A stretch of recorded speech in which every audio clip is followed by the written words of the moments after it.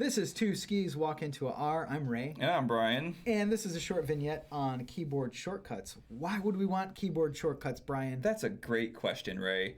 We're going to use keyboard shortcuts to make our life easier. Okay.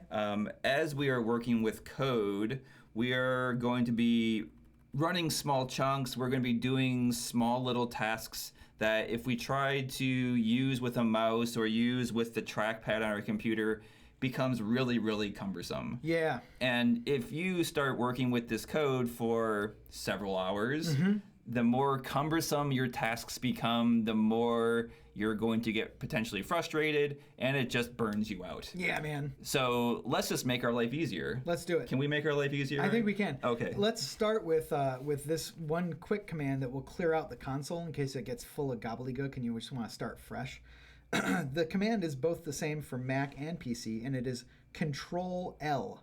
So I'm going to now type that, Control-L, and boom, my console cleans up. Wait, didn't that just erase all of your data? No. Look over here in the environment. I still have everything. If I wanted to actually erase my objects, I would hit this broom over here. Yeah. So Different remember thing. that the Control-L is just to keep your console nice and tidy. Yep. So you don't have to go back and scroll through and look for all this old information. We Yep. just have a fresh, clean slate. Great.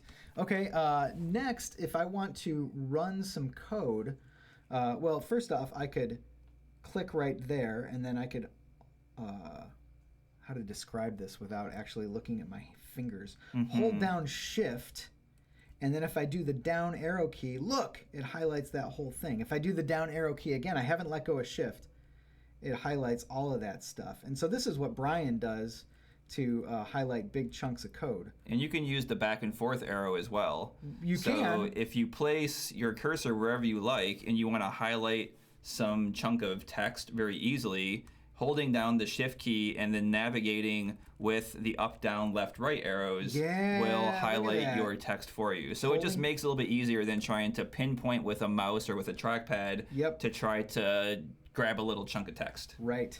Like if I wanted to copy this for some reason, I could hold down Shift and use the right arrow key, and then I've got that. Okay, cool. So that's handy. What else we got to talk about?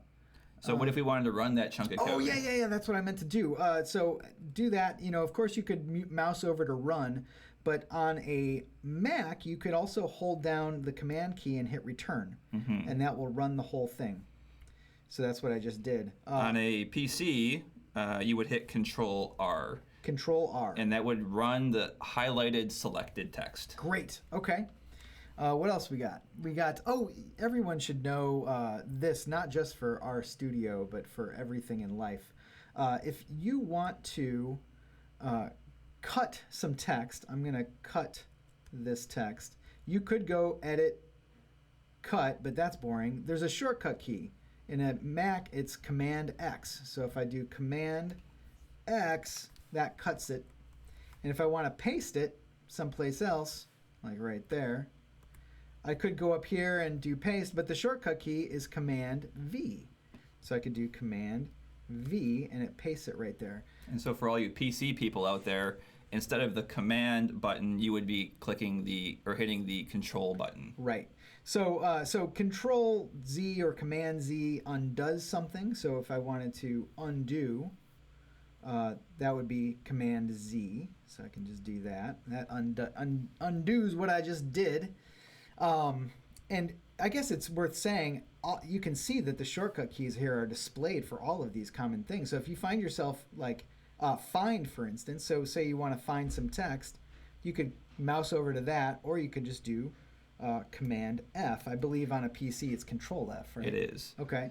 And then you've got this over here, and I could search, if I had a bunch of code, I actually use this all the time. So do I. I could search for my data, and let's say I wanted to rename this data frame to example data. I could find the next instance, and I could replace it, replace. I could hit replace all, and now it's replaced all of them.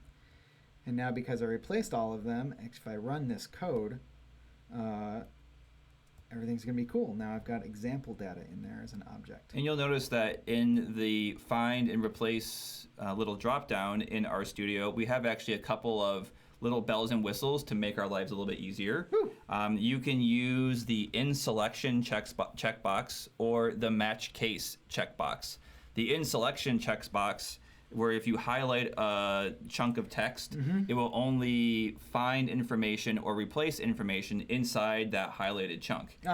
So if you wanted to do a replace all within a small section of text, you can click the in selection. You know, I didn't know about that. I'm going to start using that. Well, that's great. I'm glad I'm here to save you time. Yes, exactly. And then the match case will actually take into account capitalization.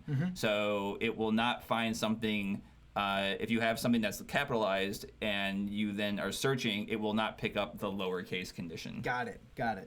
Okay, we got that. And then, as I said, you can look at the menu and see all the different shortcut keys. I can't really point to them, friends.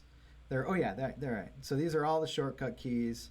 But you could also go over to Tools, and here's Keyboard Shortcuts Help. Oh, look at that. There's all these fantastic things you can do. Power users use these sorts of things. And if you're a mega power user, you can also make your own keyboard shortcuts. You can modify keyboard shortcuts, and then you can, use this dialog to make any keyboard shortcut that you like. Cool. Great. Anything else you want to say? That was helpful for me. How about you? Likewise. Great.